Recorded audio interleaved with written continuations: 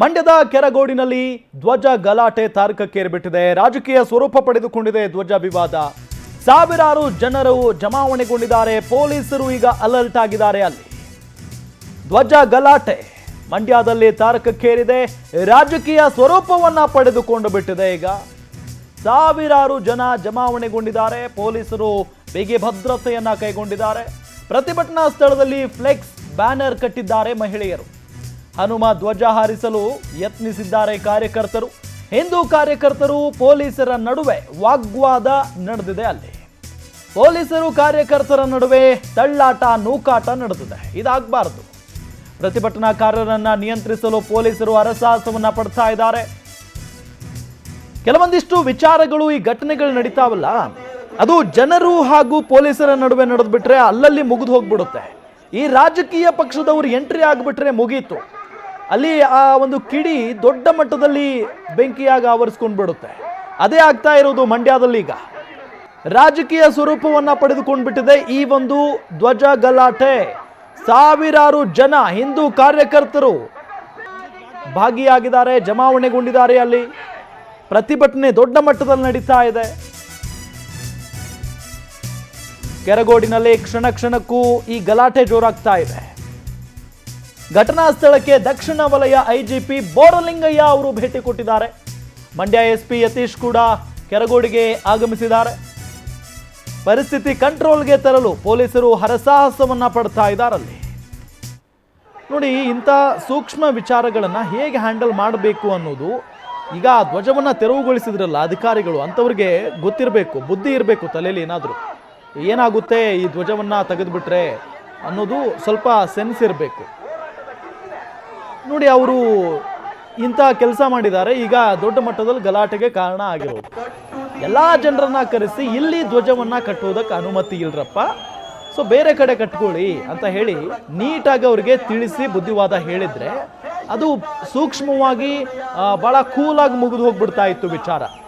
ಅದನ್ನ ಬಿಟ್ಟು ರಾತ್ರೋರಾತ್ರಿ ಬರ್ತಾರಂತೆ, ಆ ಧ್ವಜವನ್ನ ತೆರವುಗೊಳಿಸ್ತಾರಂತೆ. ಸಹಜವಾಗಿ ಇಂಥ ಗಲಾಟೆಗಳಾಗೇ ಆಗ್ತವೆ. ಇದೇನು ಮೊದಲೇನಲ್ವಲ್ಲ. ಅಂದರೆ ಅಧಿಕಾರಿಗಳದ್ದು ಮಾತ್ರ ತಪ್ಪು ಅಂತ ನಾವು ಹೇಳ್ತಾ ಇಲ್ಲ. ಇಲ್ಲಿ ಅಲ್ಲಿ ಅವಕಾಶ ಇರಲಿಲ್ವಂತೆ ಧ್ವಜ ಕಟ್ಟೋದಕ್ಕೆ. ಅಲ್ಲಿ ಕಟ್ಟಿದ್ದಾರೆ, ಅದು ಕೂಡ ತಪ್ಪೇ. ಒಟ್ಟಾರೆಯಾಗಿ ಏನಾಯ್ತು ಇವಾಗ ಪರಿಣಾಮ ನಾವು ಕಣ್ಮುಂದೆ ನೋಡ್ತಾ ಇದ್ದೀವಿ. ಗಲಾಟೆ, ಪೊಲೀಸರು ಜನರ ನಡುವೆ, ಆ ಕಾರ್ಯಕರ್ತರ ನಡುವೆ ನೂಕಾಟ, ತಳ್ಳಾಟ ಎಲ್ಲ ನಡೀತಾ ಇದೆ. ಮತ್ತೆ ಧ್ವಜವನ್ನ ಅಲ್ಲಿ ಕಟ್ತಾ ಇದ್ದಾರೆ, ಗಮನಿಸಬಹುದು. ಮಹಿಳಾ ಕಾರ್ಯಕರ್ತರು ಕೂಡ ಇದ್ದಾರೆ. ನೋಡಿ, ಅಲ್ಲಿ ಮಹಿಳಾ ಕಾರ್ಯಕರ್ತರಿದ್ದಾರೆ, ಬಹಳಷ್ಟು ಜನ ಜಮಾವಣೆಗೊಂಡಿದ್ದಾರೆ. ನೋಡಿ, ಅಲ್ಲಿ ಪೊಲೀಸರ ಮೇಲೇನೆ ಮುಗಿಬೀಳ್ತಾ ಇದ್ದಾರೆ ಕೆಲವೊಂದಿಷ್ಟು ಜನ. ಅವರನ್ನ ಹತ್ತಿಕ್ಕೋ ಸಲುವಾಗಿ ಎಷ್ಟು ಪ್ರಯತ್ನ ಪಡ್ತಾ ಇದ್ದಾರೆ ನೋಡಿ ಪೊಲೀಸರು. ಹರಸಾಹಸವನ್ನ ಪಡಬೇಕಾದಂತ ಪರಿಸ್ಥಿತಿ. ಬ್ಯಾರಿಕೇಡ್ ಅನ್ನ ನಿರ್ಮಾಣ ಮಾಡಿದ್ದಾರೆ. ಬ್ಯಾರಿಕೇಡ್ ಹಾಕಬೇಕು ಅಂತ ಅಂದ್ರೆ ಅಲ್ಲಿ ಸಾವಿರಾರು ಸಂಖ್ಯೆ ಜಮಾವಣೆಗೊಂಡಿರಬೇಕು, ಬಹಳಷ್ಟು ದೊಡ್ಡ ಗಲಾಟೆ ಆಗಿರಬೇಕು. ಆ ಸಂದರ್ಭದಲ್ಲಿ ಬ್ಯಾರಿಕೇಡ್ ಅನ್ನ ಅಳವಡಿಸ್ತಾರೆ. ಈಗ ಅಲ್ಲಿ ಬ್ಯಾರಿಕೇಡ್ ಹಾಕಿದ್ದಾರೆ ಅಂತ ಅಂದ್ರೆ ಹೌದು, ಅಲ್ಲಿ ಸಾವಿರಾರು ಜನ ಜಮಾವಣೆಗೊಂಡಿದ್ದಾರೆ, ದೊಡ್ಡ ಮಟ್ಟದಲ್ಲಿ ಪ್ರತಿಭಟನೆ ನಡೀತಾ ಇದೆ ಅಂತಾನೆ ಅರ್ಥ. ತ್ರಿವರ್ಣ ಧ್ವಜ ಹಾರಿಸಲು ಪೊಲೀಸರು ಮುಂದಾಗಿದ್ದಾರೆ.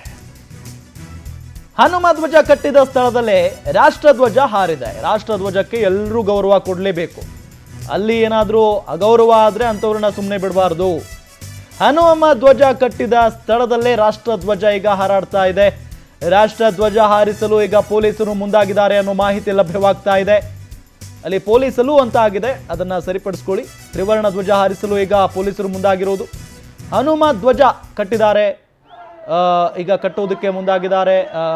ಅಲ್ಲಿ ಏನು ಹನುಮ ಧ್ವಜವನ್ನ ಕಟ್ಟಿದಂತ ಒಂದು ಏನು ಕಂಬಕ್ಕೆ, ಆ ಧ್ವಜ ಕಂಬಕ್ಕೇನೆ ಈಗ ರಾಷ್ಟ್ರಧ್ವಜವನ್ನ ಕಟ್ಟುವುದಕ್ಕೆ ಪೊಲೀಸರು ಮುಂದಾಗಿದ್ದಾರೆ. ಅಂದ್ರೆ ಈ ರೀತಿಯಾಗಿ ಮಾಡಿದ್ರೆ ಅಲ್ಲಿನ ಜನ ಸೈಲೆಂಟ್ ಆಗ್ತಾರಾ, ತಾಳ್ಮೆಯಿಂದ ಇರ್ತಾರಾ ಅನ್ನೋದೊಂದು ಕುತೂಹಲ ಈಗ. ಯಾಕೆ ಅಂತ ಹೇಳಿದ್ರೆ ಇಷ್ಟೊತ್ತು ಗಲಾಟೆ ಆಗ್ತಾ ಇರೋದನ್ನ ನಾವು ಗಮನಿಸ್ತಾನೆ ಇದ್ದೀವಿ. ಯಾಕೆ ಆ ಧ್ವಜವನ್ನ ಅಧಿಕಾರಿಗಳು ಕೆಳಗಿಳಿಸಿದ್ರು, ಏನ್ ಅವಶ್ಯಕತೆ ಇತ್ತು, ಯಾಕೆ ಅದು ನಾವೆಲ್ಲ ಇಲ್ಲದೆ ಇದ್ದಂಥ ಸಂದರ್ಭದಲ್ಲಿ ಬಂದು ಆ ಧ್ವಜವನ್ನ ಇಳಿಸ್ಬಿಟ್ರು ಅಂತ ಹೇಳಿ ಅಲ್ಲಿನ ಜನ ಪ್ರಶ್ನೆ ಮಾಡ್ತಾ ಇದ್ದಾರೆ. ಅಂದ್ರೆ ಈಗ ಸಹಜವಾಗಿ ಅಂಥದ್ದೇ ವಾತಾವರಣ ನಡೀತಾ ಇದೆ, ಅಂಥದ್ದೇ ಬೆಳವಣಿಗೆಗಳು ಪದೇ ಪದೇ ನಡೀತಾ ಇದಾವಲ್ಲ. ಹಾಗಾಗಿ ಅದು ಜನರ ಮನಸ್ಸಿನಲ್ಲಿ ಕೂತು ಬಿಟ್ಟಿದೆ. ಇಲ್ಲಿ ಕೇವಲ ನಾನು ಈಗಾಗಲೇ ಹೇಳ್ತಾ ಇದ್ದೆ, ಕೇವಲ ಜನ ಮತ್ತು ಪೊಲೀಸರ ನಡುವೆ, ಅಧಿಕಾರಿಗಳ ನಡುವೆ ಇದೆಲ್ಲ ಆಗ್ತಾ ಇದ್ರೆ ಅದನ್ನ ಅಲ್ಲಿಂದಲ್ಲೇ ಮುಗಿಸ್ಬಿಡ್ತಾರೆ. ಈ ರಾಜಕೀಯ ಪಕ್ಷ ಎಂಟ್ರಿ ಆಗ್ಬಿಟ್ಟಿದೆ ಈಗ, ಅಲ್ಲಿ ರಾಜಕೀಯ ಸ್ವರೂಪವನ್ನ ಪಡೆದುಕೊಳ್ತಾ ಇದೆ ಈ ಗಲಾಟೆ. ಹಾಗಾಗಿನೇ ಇಷ್ಟು ದೊಡ್ಡ ಮಟ್ಟದಲ್ಲಿ ಗಲಾಟೆ ಆಗ್ತಾ ಇದೆ ಅಂದ್ರೂ ಕೂಡ ತಪ್ಪಾಗ್ಲಿಕ್ಕಿಲ್ಲ. ದೊಡ್ಡ ಮಟ್ಟದಲ್ಲಿ ಆಗ್ತಾ ಇದೆ ಇದು. ಪೊಲೀಸರ ಸಂಖ್ಯೆ ಹೆಚ್ಚಾಗ್ತಾ ಇದೆ, ಮತ್ತಷ್ಟು ಪೊಲೀಸರನ್ನ ಕರೆಸಿಕೊಳ್ತಾ ಇದ್ದಾರಂತೆ. ಅಲ್ಲಿನ ಜನ ಮತ್ತು ಪೊಲೀಸರ ನಡುವೆ ತಳ್ಳಾಟ, ನೂಕಾಟ ನಡೀತಾ ಇದೆ ಅಂತ ಅಂದ್ರೆ ಈ ಪ್ರತಿಭಟನೆ ತಾರಕಕ್ಕೆ ಏರ್ಬಿಟ್ಟಿದೆ ಅಂತಾನೆ ಅರ್ಥ.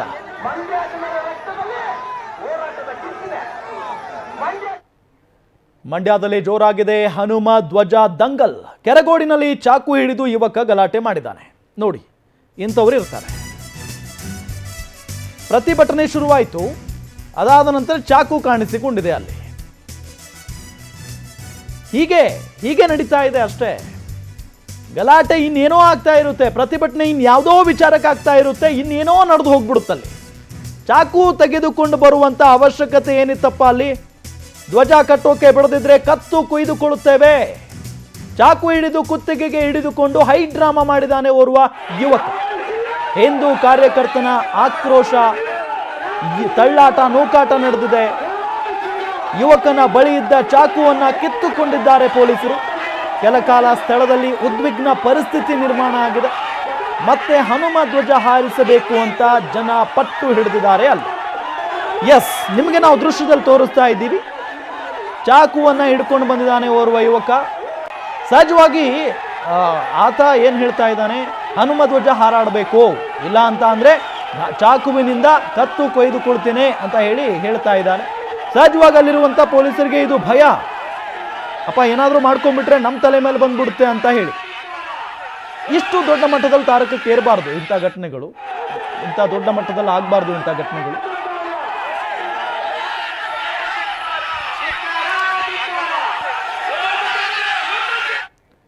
ಪ್ರತಿಭಟನೆ ಕಾವು ಹೆಚ್ಚಾಗ್ತಾ ಇದ್ದಂತೆ ಪೊಲೀಸರು ಅಲರ್ಟ್ ಆಗಿದ್ದಾರೆ. ಈಗ ಪ್ರತಿಭಟನೆ ನಡೀತಾ ಇದ್ದಂತಹ ಸ್ಥಳದಲ್ಲಿ ಬ್ಯಾರಿಕೇಡ್ ಅನ್ನ ಅಳವಡಿಸಿದ್ದಾರೆ. 2 ವಾಹನಗಳಲ್ಲಿ ಬ್ಯಾರಿಕೇಡ್ಗಳನ್ನು ತಂದಿದ್ದಾರೆ ಪೊಲೀಸರು ಅನ್ನೋದು ಗೊತ್ತಾಗ್ತಾ ಇದೆ. ಬ್ಯಾರಿಕೇಡ್ ಅಳವಡಿಸುವುದಕ್ಕೆ ಗ್ರಾಮಸ್ಥರು ವಿರೋಧವನ್ನ ವ್ಯಕ್ತಪಡಿಸ್ತಾ ಇದ್ದಾರೆ. ಗ್ರಾಮಸ್ಥರು ಗಲಾಟೆ ಮಾಡಲಿಲ್ಲ ಅಂತ ಅಂದ್ರೆ ತಾಳ್ಮೆಯಿಂದ ಪ್ರತಿಭಟನೆ ಮಾಡಲಿ, ಬೇಡ ಅಂತ ಇಲ್ಲ. ಅಲ್ಲಿ ಗಲಾಟೆ ಮಾಡಲಿಲ್ಲ ಅಂತ ಅಂದ್ರೆ ಬ್ಯಾರಿಕೇಡ್ ಅಳವಡಿಸುವ ಅವಶ್ಯಕತೆ ಇರೋದಿಲ್ಲ. ಬ್ಯಾರಿಕೇಡ್ ತೆರವುಗೊಳಿಸಿದ್ದಕ್ಕೆ ಪೊಲೀಸರಿಂದ ಲಾಠಿ ಏಟು.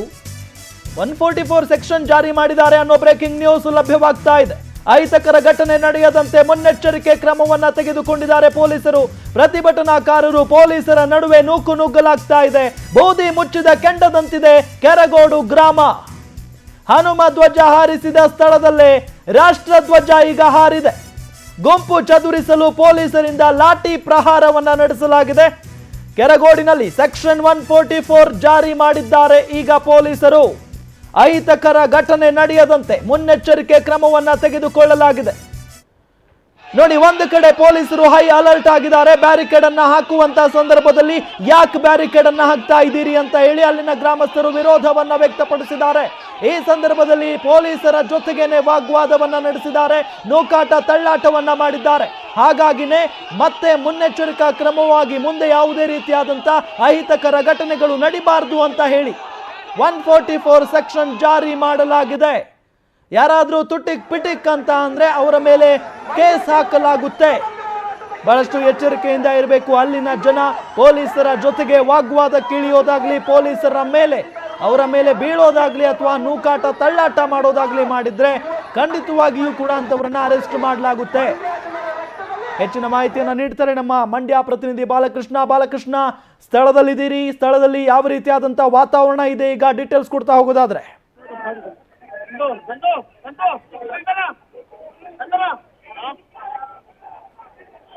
ಬಾಲಕೃಷ್ಣ, ಸ್ಥಳದಲ್ಲಿದ್ದೀರಿ ಅನ್ನೋದು ನಾನು ಭಾವಿಸ್ತೀನಿ. ಸ್ಥಳದಲ್ಲಿ ಯಾವ ರೀತಿಯಾದಂತಹ ವಾತಾವರಣ ಇದೆ ಈಗ? 144 ಸೆಕ್ಷನ್ ಬೇರೆ ಜಾರಿ ಮಾಡಿದ್ದಾರೆ. ಹೌದು ರಾಮ್, ಏನಂದ್ರೆ ಈಗಾಗಲೇ ಪ್ರತಿಭಟನಾ ಸ್ಥಳದಲ್ಲಿ ಎಷ್ಟು ಜನ ಏನ್ ಸೇರಿದ್ರು ಆ ಜನರನ್ನ ಚದುರಿಸೋಕೋಸ್ಕರ ಪೊಲೀಸರು ಈಗ ತಾನೇ ಲಾಠಿ ಚಾರ್ಜ್ ಕೂಡ ಮಾಡಿದ್ರು. ಲಾಠಿ ಚಾರ್ಜ್ ಮಾಡಿ ಎಲ್ಲಾ ಜನರನ್ನು ಕೂಡ ಚದುರಿಸಿದ್ರು. ಈಗಲೂ ಕೂಡ ಲಾಠಿ ಚಾರ್ಜ್ ಮಾಡಿ ಹೋದ್ಮೇಲೆ ಮತ್ತೆ ಜನರ ಗುಂಪು ಬಂದಿದೆ, ಮತ್ತೆ ಇಲ್ಲಿ ಗಲಾಟೆ ಮಾಡ್ತಾ ಇದ್ದಾರೆ. ಇಲ್ಲ ಪೊಲೀಸರ ವಿರುದ್ಧ ಧಿಕ್ಕಾರ ಕೂತ್ಕೊಂಡು ಗಲಾಟೆ ಮಾಡ್ತಾ ಇರುವಂತದ್ದು. ಮತ್ತೆ ಅದಲ್ಲದೆ ನಮ್ಗೆ ಏಕಾಏಕಿ ಲಾಠಿ ಚಾರ್ಜ್ ಮಾಡಿರೋದು ಎಷ್ಟು ಸರಿ ಅಂತಾನೂ ಕೂಡ ಅಲ್ಲಿ ವಾಗ್ವಾದ ನಡೀತಾ ಇರುವಂತದ್ದು. ಲಾಠಿ ಚಾರ್ಜಿಂದಾಗಿ ಸುಮಾರು ಜನಕ್ಕೆ ಗಾಯಗಳಾಗಿರುವಂತದ್ದು ಕೂಡ. ಮತ್ತೆ ಇದಲ್ಲದೆ ಸ್ಥಳದಲ್ಲಿ ಬಿಗುವಿನ ಒಂದು ವಾತಾವರಣ ಇದೆ. ಹೆಚ್ಚಿನ ಪೊಲೀಸ್ ಬಂದೋಬಸ್ತ್ ಕೂಡ ಏರ್ಪಡಿಸಲಾಗಿದೆ. ಈಗ ಮಾತಿನ ಚಕಮಕಿ ನಡೀತಾ ಇದೆ ಪೊಲೀಸ್ ಅವ್ರಿಗೂ ಮತ್ತು ಏನು ಹಿಂದೂ ಕಾರ್ಯಕರ್ತರಿಗೂ ಕೂಡ ಒಂದು ಮಾತಿನ ಚಕಮಕಿ ನಡೀತಾ ಇರುವಂತದ್ದು. ಪೊಲೀಸ್ ಅವರು ಯಾವುದೇ ಕಾರಣಕ್ಕೂ ಬಿಡಲ್ಲ, ರಾಷ್ಟ್ರಧ್ವಜ ಹಾರಿಸ್ತೀವಿ ಅಂತ ಹೇಳ್ತಾ ಇರುವಂತದ್ದು. ಆದ್ರೆ ಅವರು ಯಾವುದೇ ಕಾರಣಕ್ಕೂ ಯಾವ ಧ್ವಜನೂ ಹಾರಿಸಬಾರ್ದು, ಈ ಸ್ತಂಭನೇ ತೆರವು ಮಾಡ್ಬಿಡಿ ಅಂತ ಕೂಡ ಪ್ರತಿಭಟನಾಕಾರರ ಒಂದು ಆಗ್ರಹ ಕೂಡ ಆಗಿದೆ. ಆದ್ರೆ ಜಿಲ್ಲಾಡಳಿತ ಹೇಳೋ ಪ್ರಕಾರ ಪೊಲೀಸ್ ಅವರು ಈ ಅಲ್ಲಿ ರಾಷ್ಟ್ರಧ್ವಜ ಹಾರಿಸಲೇಬೇಕಾಗುತ್ತೆ, ಆಮೇಲೆ ಬೇಕಾದ್ರೆ ನೋಡೋಣ ಅಂತ ಹೇಳ್ತಾರೆ. ನೀವು ನ್ಯಾಯಾಲಯಕ್ಕೆ ಮೊರೆ ಹೋಗಿ ಆಮೇಲೆ ನೋಡೋಣ ಅಂತ ಹೇಳ್ತಾರೆ. ಆದ್ರೆ ಇದಕ್ಕೆ ಪ್ರತಿಭಟನಾಕಾರರು ಒಪ್ತಾ ಇಲ್ಲ. ಮತ್ತೆ ಎಲ್ಲರೂ ಕೂಡ ಜಮಾವಣೆಗೊಂಡಿದ್ದಾರೆ. ಮತ್ತೆ ಪೊಲೀಸ್ ಅವರಿಗೆ ಧಿಕ್ಕಾರಗಳು ಕೂಡ ಕೂಗ್ತಾ ಇರುವಂತದ್ದು. ಒಟ್ಟಾರೆ ಹೇಳ್ಬೇಕು ಅಂದ್ರೆ ಪಂಚಾಯತಿಯಿಂದ ಎಡವಟ್ಟಾಗಿರೋದ್ರೆ, ಪಂಚಾಯತಿಯಿಂದ ಒಂದು ಎಡವಟ್ಟು ಇಷ್ಟೆಲ್ಲ ಇದಕ್ಕೆ ಕಾರಣ ಆಗಿದೆ ಅಂತಾನೆ ಹೇಳ್ಬೋದು.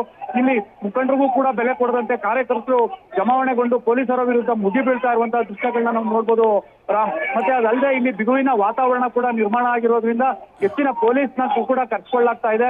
ಸುಮಾರು 8 ರಿಂದ 10 ತುಕಡಿಗಳ ಪೊಲೀಸ್ಗಳು ಕೂಡ ಬಂದಿದ್ದಾರೆ, ರಿಸರ್ವ್ ಪೊಲೀಸ್ ಬಂದಿದೆ.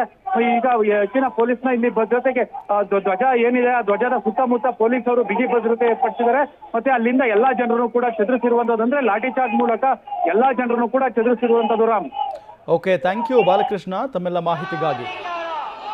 ಎಸ್, ಇದು ತಾರಕಕ್ಕೆ ಏರ್ಬಿಟ್ಟಿದೆ ಈ ಒಂದು ಗಲಾಟೆ. 144 ಸೆಕ್ಷನ್ ಸುಮ್ಮನೆ ಹಾಕಲ್ಲ ರೀ, ಅಲ್ಲಿ ಗೊತ್ತಾಗ್ಬಿಡುತ್ತೆ ಪೊಲೀಸರಿಗೆ ಮುಂದೆ ದೊಡ್ಡ